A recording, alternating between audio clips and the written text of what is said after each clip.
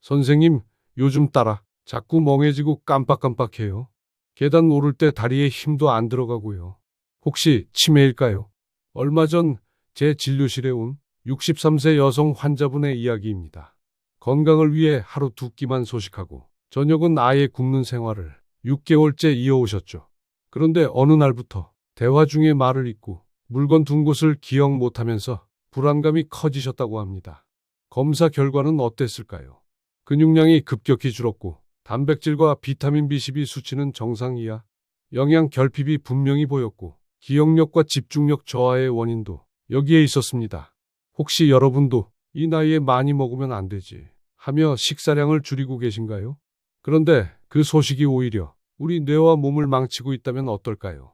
오늘 이 영상에서는 왜 중년 이후 소식이 건강에 독이 되는지, 기억력 저하를 부르는 영양소 결핍은 어떤 건지, 그리고 어떻게 먹어야 근육도 지키고 살도 안 찌고 활력까지 회복할 수 있는지 의사로서 실제 사례를 바탕으로 자세히 설명드리겠습니다. 지금 이 영상 어느 지역에서 보고 계신가요? 또 연세는 어떻게 되시나요? 댓글로 간단히 남겨주시면 같은 고민 가진 분들께 큰 도움이 될 수 있습니다. 안녕하세요. 내과 전문의 김상중입니다. 선생님, 저 요즘 자꾸 깜빡깜빡해요. 계단 오를 때 다리에 힘도 안 들어가고 혹시 치매 초기일까요? 이런 말씀을 하시며 진료실 문을 여신 63세 여성 환자분이 계셨습니다. 그분의 얼굴엔 걱정이 가득했고 목소리엔 두려움이 묻어났습니다. 처음엔 단순한 노화 증상인가 싶었습니다. 누구나 나이가 들면 기억력이 조금씩 떨어지고 체력이 예전 같지 않다고 느끼니까요. 그런데 진료를 하며 그분의 식습관에 대해 이야기를 나눠보니 이야기가 달라졌습니다. 하루 두 끼만 먹어요. 저녁은 아예 안 먹고요. 요즘은 조금 배고프게 먹는 게 건강에 좋다더라고요. 그런데요, 그때부터 이상한 증상들이 시작됐다고 하셨습니다. 계단을 오를 때 다리에 힘이 빠지고 입술은 자주 마르고 친구들과 대화를 나누다가도 내가 방금 무슨 말 하려고 했지 하고 말문이 막히는 일이 잦아졌다는 겁니다. 단순한 피곤함일 수도 있다고 생각할 수 있겠지만 저는 혹시나 싶어 혈액 검사를 포함한 여러 검사를 진행했습니다. 그 결과는 놀라웠습니다. 근육량은 눈에 띄게 줄어 있었고 단백질과 비타민 B12 수치도 기준치보다 훨씬 낮은 상태였습니다. 혹시 여러분도 요즘 이 나이에 많이 먹으면 안 되지 하면서 식사량을 줄이고 계신가요? 소식하면 건강에 좋다, 체중이 줄면 좋을 거라 믿는 분들 많으시죠? 사실 저도 과거엔 그렇게 믿었습니다. 적게 먹으면 몸이 가벼워지고 오래 살 수 있을 거라고 생각했거든요. 하지만 진료실에서 수많은 분들을 만나며 느낀 건 다릅니다. 요즘은 오히려 그런 소식이 건강을 무너뜨리는 가장 큰 이유 중 하나가 되고 있습니다. 그런데 단순히 피곤해서일 거라고 생각했던 이 증상들, 실제로는 우리 몸 안에서 아주 중요한 변화가 일어나고 있었던 겁니다. 근육은 빠지고 뇌는 영양을 충분히 받지 못해서 집중력과 기억력이 떨어지고 전체적인 신체 기능이 서서히 무너지고 있었던 거죠. 혹시 요즘 따라 기운이 없고 자주 멍해지고 말도 자꾸 잊어버리게 되시나요? 예전엔 잘 기억하던 사람 이름이 도통 생각나지 않거나 말을 하다가도 문장이 자꾸 끊기진 않으시나요? 그게 바로 소식이 불러온 신호일 수 있습니다. 소식이 건강에 좋다는 말 정말 많이 들어보셨죠? 오키나와 장수 노인들의 하라하치부, 칼로리 제한이 노화를 늦춘다는 여러 연구들. 어디서든 쉽게 접할 수 있는 이야기입니다. 하지만 과연 그 방식이 지금의 우리 몸에도 그대로 통할까요? 그건 젊고 건강한 사람들에게나 가능한 이야기입니다. 60대 이후, 특히 여성분들에겐 상황이 완전히 다릅니다. 우리 몸은 나이가 들수록 신진대사가 느려지고 호르몬 수치는 점점 떨어지며 소화 흡수 능력도 함께 감소하게 됩니다. 이렇게 몸 전체 기능이 낮아진 상태에서 식사량까지 줄이면 몸은 생존을 위해 에너지를 아끼려고 절약 모드로 전환하게 됩니다. 그때 가장 먼저 줄어드는 건 지방이 아니라 근육입니다. 혹시 최근 식사량은 줄였는데 체력은 더 떨어졌다는 느낌 드시나요? 아침에 일어나기가 더 힘들고 한번 누우면 다시 일어나기가 버거운 날이 많아지지 않으셨나요?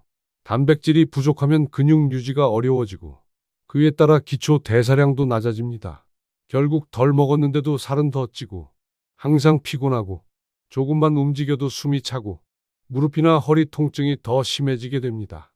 그런데 이게 끝이 아닙니다. 소식을 하면 철분, 비타민 D, 비타민 B12 같은 필수 영양소도 부족해지기 쉽습니다. 철분이 부족하면 빈혈이 생기고 어지럼증이 자주 생기며 비타민 D가 부족하면 뼈 건강이 약해지고 골다공증 위험이 높아지며 비타민 B12가 부족하면 기억력 저하나 우울감, 불면증 같은 증상이 나타날 수 있습니다. 요즘 들어 자주 깜빡깜빡하거나 이유 없이 우울하고 무기력하신가요? 딱히 큰 스트레스는 없는데 기분이 가라앉고 아무것도 하기 싫은 날이 많아지셨다면 그게 바로 영양 부족 때문일 수 있습니다.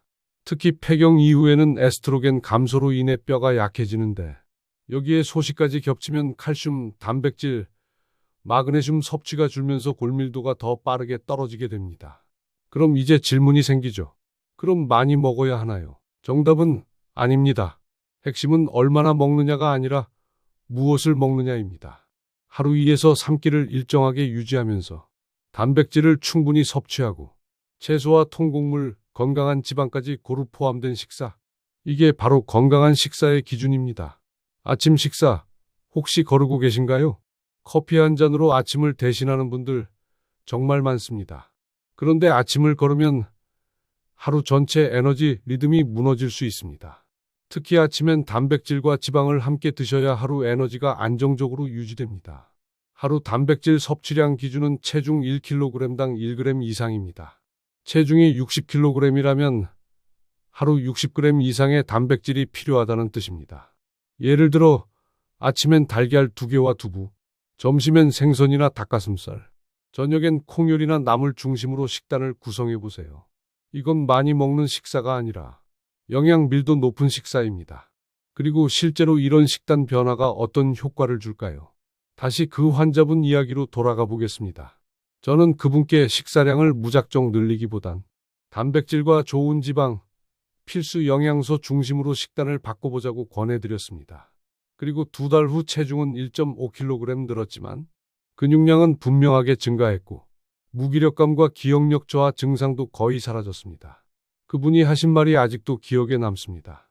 요즘엔 다시 살고 있는 느낌이에요. 체중은 늘었지만 건강은 오히려 더 좋아졌다는 말.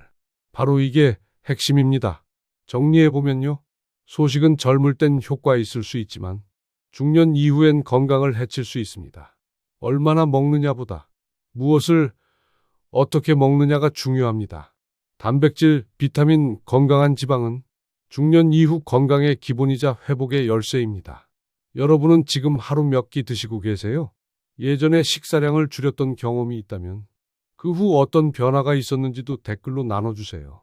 그 이야기가 누군가에겐 큰 힌트가 될 수 있어요. 그리고 오늘 이 이야기가 나한테 해당되는 얘기네 하셨다면 다음 영상도 꼭 챙겨보세요. 구독해두시면 건강한 루틴 제가 함께 챙겨드릴게요. 들어주셔서 감사합니다.